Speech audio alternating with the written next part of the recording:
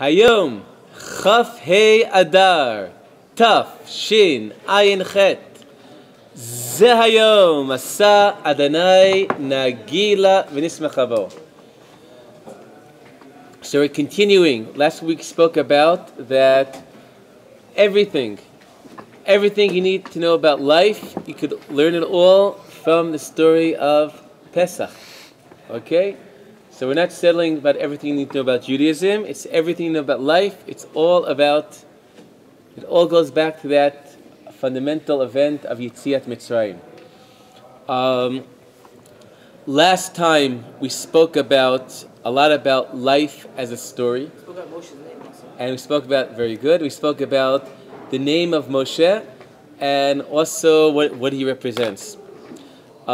Today I'd like to talk about that major educational point made by the Hagada. The Hagada tells us about the four sons of the Pesach Seder.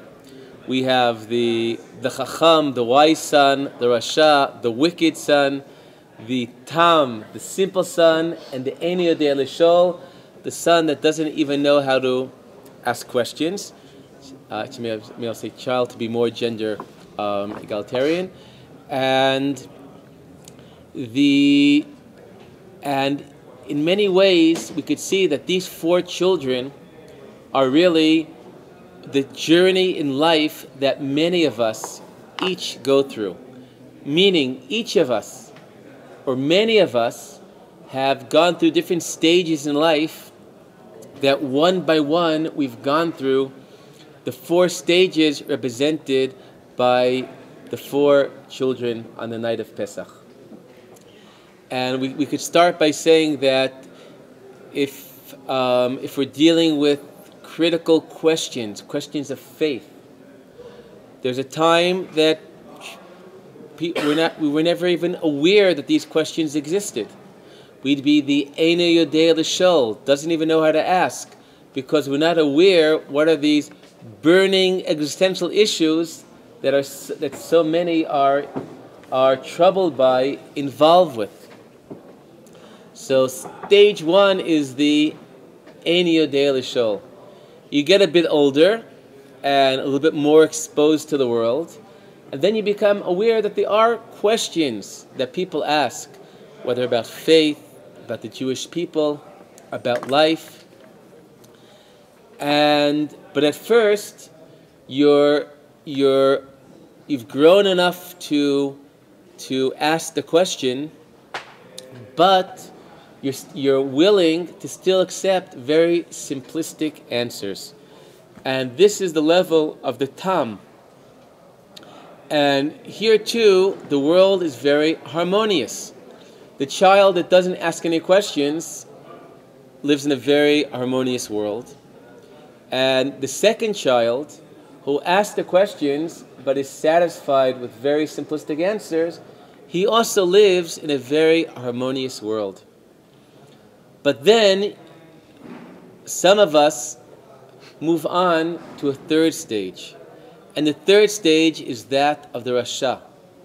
The Rasha, he asks questions not because he believes he'll get an answer, but he asks, Ma avoda zot lachem? What's this to you? He's asking questions are a way to show his opposition, in Hebrew say hatrasa, against all things. And this is the stage that people realize that the answers that guided me, I realized that were very simplistic, and this could lead to a response when a person believes that the answers I received were insufficient, to believe that there aren't any answers. And the fact that people said things that you now believe are not deep, or not significant, or not correct, you go from the conclusion that these people, instead of realizing that they don't know everything, you decide that they don't know anything. So the Rasha, he's no longer seeking. He's no longer really asking a question because he doesn't think that there's anything of value he could really learn from those who ask the questions. He's lost his faith and trust in those around him. So in a way, his life is less harmonious, but in some ways he's very similar to the first two children, because he too doesn't really ask questions. The first child doesn't ask questions because he doesn't know how to ask the questions. The second child doesn't ask questions because he thinks his questions have been answered already, because he accepted the simplistic answers. The third child, the Rasha, the third stage in development, you don't have questions because you don't really believe that they are already answers. And if you're asking, it's just to demonstrate, to prove how these are questions that are no answers. In many ways, in Israeli society, somebody who returns to God is called a Baal Tshuva. Now, Baal Tshuva comes from the word shuv, return, someone who has returned to God. But we know that in Hebrew, the word tshuva could also mean an answer. So there's a sort of a secular drash on the phrase choser b'tshuva of being choser b'she'ila, which is reinterprets the word tshuva as being the answers, and then in response to those who have returned to the answers, I have returned to the questions. But in fact, and if that's the case, if Judaism is a question about which is more powerful, the questions or the answers, the questions will almost always be more powerful than the answers. A question opens an infinite range of possibilities. An answer is always going to be one vantage point to respond to that potential opened up by a question. So if it's a debate between the question and the answers, the people with the questions, their hand is going to be above. But the truth is, and the tragic truth is, many people who would call themselves choser b'sheila have really, it's not that they're asking questions, it's that they've stopped asking questions. It's because they've come to their loss of faith has led them to believe that there isn't anything to ask or discover. And as a result, they've really stopped asking the questions. Also feels Rafi. Also feels like it goes the other way also. Sometimes you see people that are so committed that they don't have any questions because they think that any question is heretical. So immediately they feel badly about the fact that they might have questions. So they just kind of shut up and do the actions, even though they might not necessarily fully kind of internalize or believe what they're doing. Right. So that what I would see is represented by the stage I saw as the tam, the accepting of simplistic answers. Right. But there's another possibility. And the fourth possibility, the fourth stage, where people will evolve from this stage with your angry eyes, rebelling, and achieving the stage of the chacham, the wise child. The chacham doesn't have the answers. He's wise not because of the answers, but because he's willing again to ask the questions. He's the only one who's really seeking and searching. And I think it's really another stage in development. If first stage, you accept a simplistic world. The second stage, you see the world is a lot more complex. An early response to that complexity is rejecting things. But ultimately, there could be a response that we stand facing the complexities of faith and life, and that leads us to embrace everything. Embrace because we realize the nature of life is its complexities. The nature of faith is the complexities. That allows us to, that more mature way allows us to accept answers that are partial answers, to accept people that, to realize that the fact that someone's not perfect doesn't mean that he has that he's someone who lacks wisdom. So it's this complexity of seeing that because I see the complexities, I realize this is the nature of life, this is the nature of existence. I'm willing again to accept it, and in that, re-begin my search. There's a concept called, in Hebrew, there's the word tamim. Tamim has two meanings. One is simple, simplistic, but tamim also means whole, such as the phrase tamim tiem Hashem Elokechem, or Torah Hashem Tmima. The Torah of God is whole. And it can be confusing. How could the same word mean simplistic and whole? But I think the issue is that tam is whole. Sometimes you could be whole with existence, in harmony with existence, because of what you don't know. And the challenge is to be whole with existence because of what you do know. And there's a concept called the tmimut hashniya, the second innocence, the second tmimut, which is a tmimut, which comes about a re-accepting and reconnection with reality. If the first people accept reality because they're looking at it very simplistic, and then it's rejected, ultimately to re-accept reality while acknowledging its complexities. Now, since this has been a little bit abstract, there's an anecdote of Mark Twain that I think really captures this idea. Mark Twain said that when I was 15, I discovered that my father is an idiot. When I was 18, I was amazed how the old man learned so much in 3 years.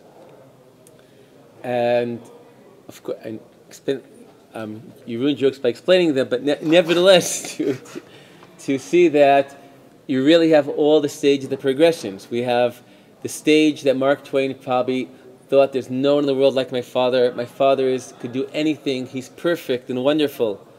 And then there came that stage that he saw his father is not perfect, and that led him, that disappointment, that discovery pushed him to the opposite direction.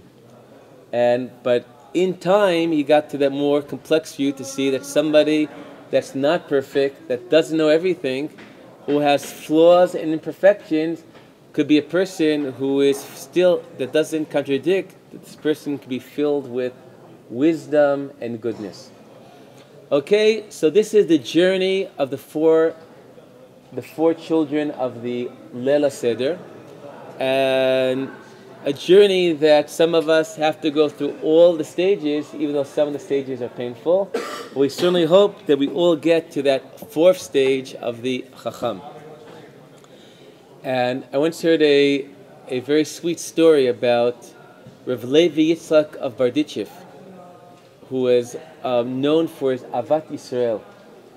And it's told that at his Seder, there was one of the participants was a simple Jew who only knew a smattering of Hebrew. So he's trying to make it through the Hagada. And now even someone who has a limited knowledge of Hebrew recognizes the word echad. Echad, which is one. Because especially in many Sidurim, in the phrase Shema Yisrael, Hashem Elokeinu, Hashem Echad, God is one. The Echad is often written in big letters. Now, there are Hagadot that when the text of the Haggadah that talks about the four Arba Banim, it's Echad Chacham, Echad Rasha, Echad Tam, Echad Eino Yodea Lishol. So this guy's reading the Haggadah and finally sees a word he knows, right? So it's always, you feel recognition. And he sees it's written big. Now, when you say Shema Yisrael, everybody knows that last word of Shema, Echad, you don't say Echad, you say Echad, right? Because according to the Talmud, you got to draw out that last word of one to coronate God on the 6 directions of reality. So we get to the so he reads the Haggadah. He sees the word echad. So he reads echad the way you read echad. He goes, there are 4 banim. Echad chacham. Echad rasha. Echad ein yodeh lishol. Echad tam. And some of the people say there started laughing at this person's ignorance. But Rav Levi Yitzchak was overwhelmed with emotion. He said, friends, do you understand what he's saying? He's saying that the Echad, the one is present in the Chacham. The one is present in the Tam. And the one is present even in that child who's Ein Yodeh Lishol. And you know what? The Echad, God is present even in the wicked son. Okay? So for that journey that we're taking, always remember too that the Echad is present in each of them. And maybe this also brings to mind that insight of the Rebbe of Lubavitch, that the problem, the Leil Seder, is the 5th son, who is not the Rasha, but the 5th son who just doesn't even show up at the Seder. Okay, so this is the first Torah for today. I'd like to share with you another Torah about the essence of Pesach, Judaism, and life. And this, as part of it, a very painful story. And this is that in Hebrew, the word chametz is connected to the Hebrew word hachmatzah. Hachmatzah means missing an opportunity. And this really gets back to the original story of chametz. Because what's chametz all about? The Jewish people are waiting for hundreds of years to leave Egypt. And finally it comes the moment of redemption. And the call comes out, the time has come. We're getting up and we're leaving Egypt now. There are those who got up and left. And those eat matzah. Because they had to take the food the quickest way possible, which is making matzah that takes only a few minutes to make. Part of the etymology of matzah is connected to the word natzah, which even means fast. So matzah is the early fast food. Okay? I heard that McDonald's used to have cheeseburgers on matzah on Pesach. Or maybe anyway, so maybe this goes back to the early. Now they say cheeseburger on matzah. The truth is, if I recall in the story, it could be with Avraham accepting what he sees as 3 idolaters coming and serving them. I think it says that Sarah went and made matzah because they had to make, and I think they brought. I think it mentions both milk and meat. So anyway, so the cheeseburger on matzah is a redoing of the story of Avraham. So, but this is before Matan Torah, so I guess it's for people that keep who keep Sheva Mitzvahs B'nai Noach. I think we could be Melamed Zchus on this. And I remember in New York there was something like that maybe it was not McDonald's. What's the other place? Burger King. I think one of them had. Anyway, was that McDavid? No, that. What? Used to be called McDavid. There's places like that. Yeah. Anyway, chametz. But the story of chametz is about hachmatzah. There are those who got up and left. The moment we've been waiting for has come. We get up and we leave. But there are others that say, what do you mean? They're not really going to leave now. And what? I'm going to leave now? I'm not ready. I'm not prepared. First they waited around to make bread. It takes hours and hours till the dough rises. But by the time the bread was ready, by the time they had chametz, it was already hachmatzah. They missed their opportunity. And the word opportunity is connected to the word port. there's a ship in the port. Some people hear there's a ship in the port, they know this is a opportunity, and others, by the time they're ready and they make the decision that they want to be on that ship, the ship is already deep into the ocean. So chametz is about hachmatzah. It's about chametz. The message of not eating chametz is not missing opportunities. And Michal once said that we live in previous generations, the basic experience of divine, a lot of it was about fear. We have Kierkegaard, fear and trembling. And in our generation, the primary religious experience in facing God, much more than fear, is love. Now there's a lot of positive to that, but there's also something missing, lacking that dimension of the yirah, of the fear. Maybe this is a good opportunity to mention there's a Hasidic saying that fear of God without love of God, you're lacking something. But if you have love of God without any fear of God, you have nothing.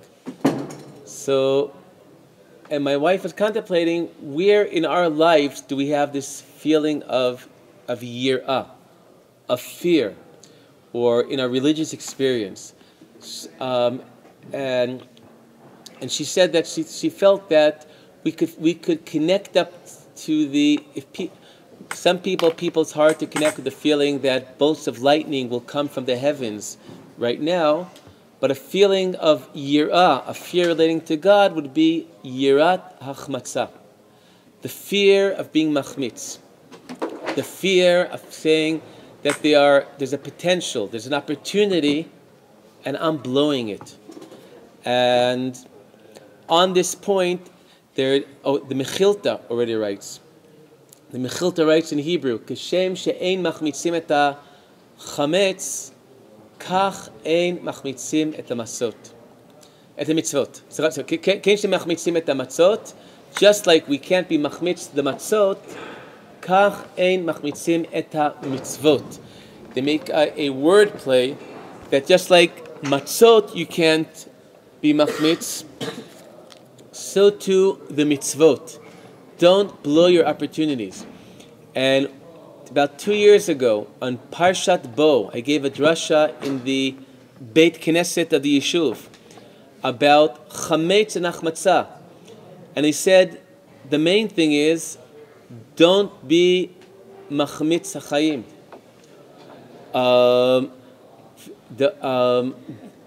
And I spoke about what it means not to be machmitz your chayim, to come to the end of life and realize that you really just wasted your life, you blew your life. And talking about, I mentioned there's the short story by Tolstoy, The Death of Ivan Ilyich. That Ivan Ilyich is a Russian bureaucrat. That as far as that his life's ambition is to rise up in the ladder of Russian bureaucracy. And at some point he's injured and is very deathly ill. And sometimes he looks back at his life and realizes that his entire life was devoted to something of total lack of worth.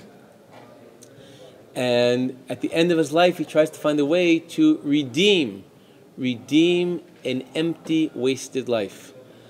And in that context, thinking about Ivan Ilyich, looking at his approaching death, and that inspiring him to look differently in life and think about what's really important in life, I also mentioned the saying in the Gemara about repent one day before you die, and then the Talmud says, you don't know when you die, so it continues, so every day repent.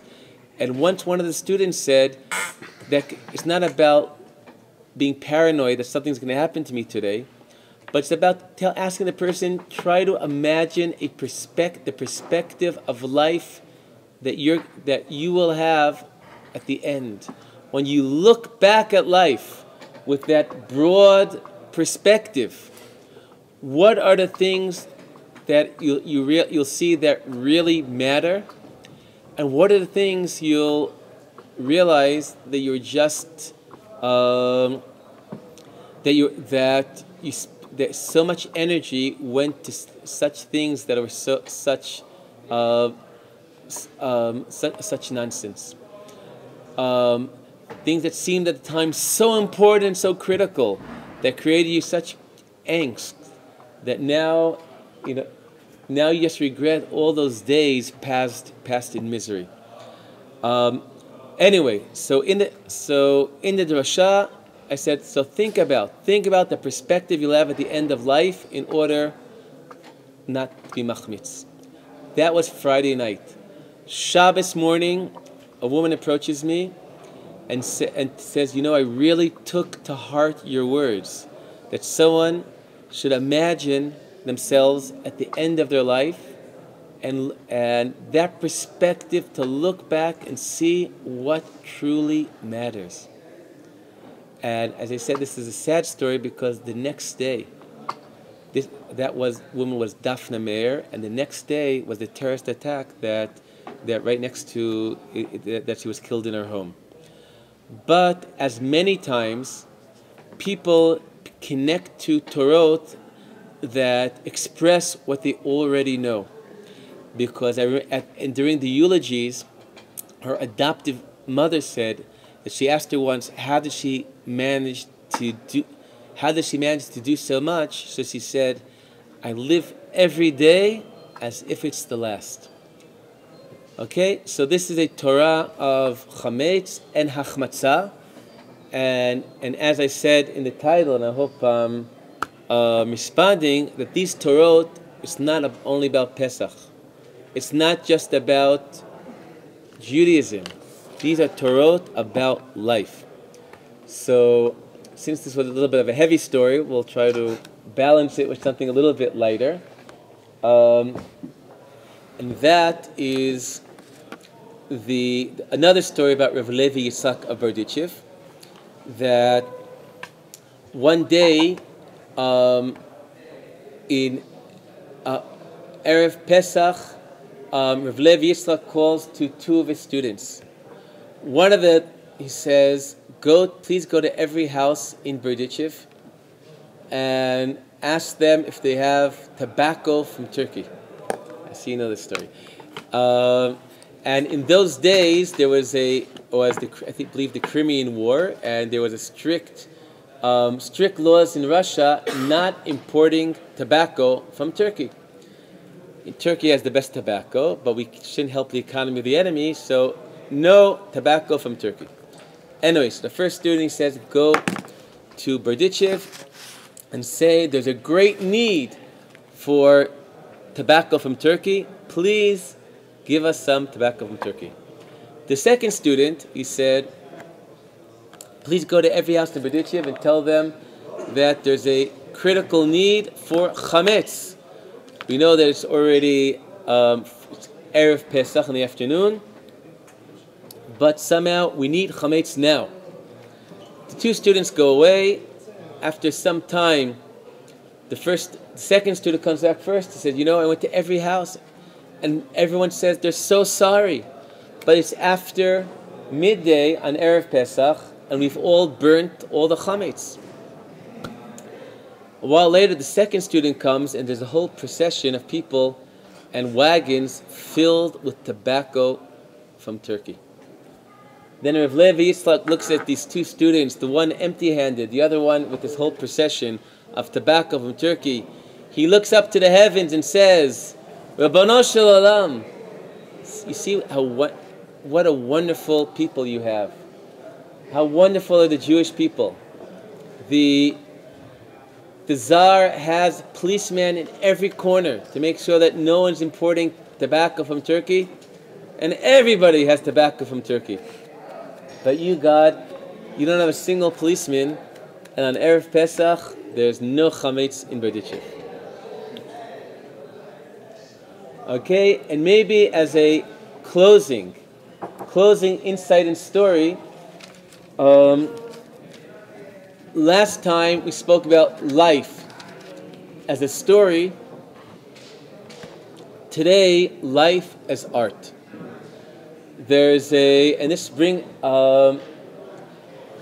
this brings us to the story about the artist who felt that the time had come for him to create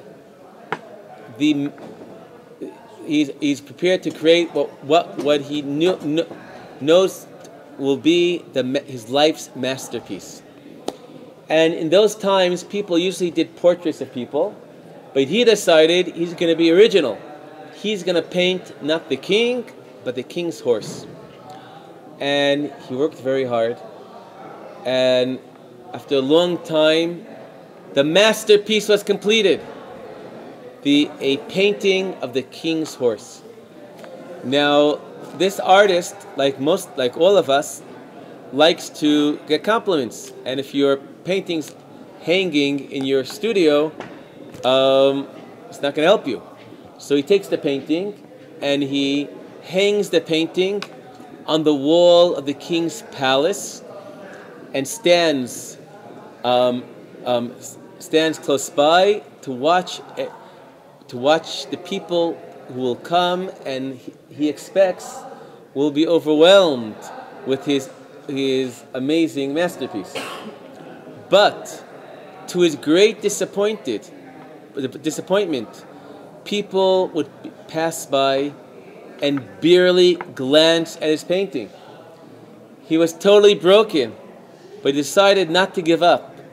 So he turns to somebody and very innocently asks him, "What do you think about the painting?"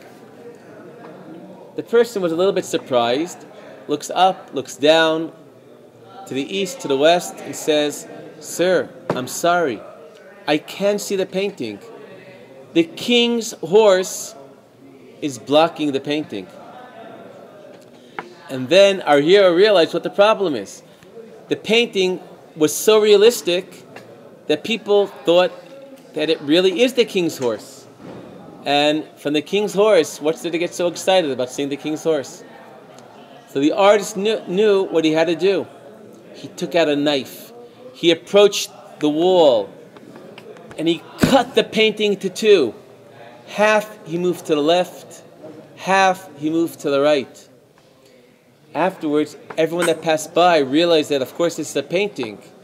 And everyone was amazed by what an incredible piece of art. It looks almost real.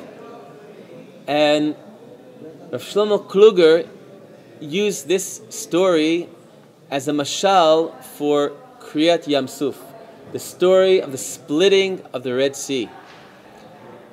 In reality, it should be enough for the Jewish people to make it to the sea and see the immense beauty and power of the sea, and to be overcome, and that to lead to shira, to praise and song to God. But we're so used to looking at things, we don't really notice the world and the beauty in it around us. So for God to get us, the Jewish people, to sing to Him, He had to split the sea, half to the left, half to the right. Then everyone realized that God is behind this, and then the Jewish people sang Shirat Hayam. And I feel that this story is so significant on two counts. Because first of all, it teaches us to connect to life. There's a beautiful saying by the French author Marcel Proust. The challenge of life is not to discover new lands, but to see the old ones with new eyes. Life is challenging. Life, if you want to look for beauty in the world, it's not about finding new locations to travel to. It's about opening your eyes and your consciousness to the beauty that engulfs us. And part of the way for us to connect to that beauty, and another reason why it's so significant to connect to that beauty, is when we connect to the beauty in the world and in life, this is a way to connect to God when we see that behind this beauty is that artist, that great artist, God, whereas the Talmud says, Ein tsiar kelokeno. There is no artist like our God. I'll end with a story that there's a Israeli sculptor Daniel Kafri, and he tells the story about how he returned to Judaism. He had just created what he saw to be his life's masterpiece, a sculpture that was placed in the center of a city in Israel. And he was sure that all of Israeli society would be talking of nothing but this incredible masterpiece. But to his great disappointment, this masterpiece was ignored. And he gave a tramp to a Bechor Yeshiva, and during the course of the tramp, Kafri just complained about how Israeli society has such a lack of appreciation and acknowledgement of its artists. And at the end of the ride, the yeshiva student gets out, turns to Kafri and says, you know, you're so upset about the lack of acknowledgement of Israeli society to what you've created. Do you acknowledge and appreciate all that God has created in the world? And for Kafri, there was a formative moment that led him on a path to return to faith. And the first time, and I heard this story because he came to visit my father-in-law, and to share with him a book that he wrote about faith in God, in which he has what he sees as proofs for the existence of God. And one of the proofs gets back to the story that I mentioned previously, that Kafri says, I'm an artist. I know it's so difficult to create beauty. There's nothing in Darwinism, in survival of the fittest, that explains why the world is so filled with beauty. I therefore conclude, if there's so much beauty in the world, and this has nothing to do about evolutionary needs, there must be an artist behind all of this.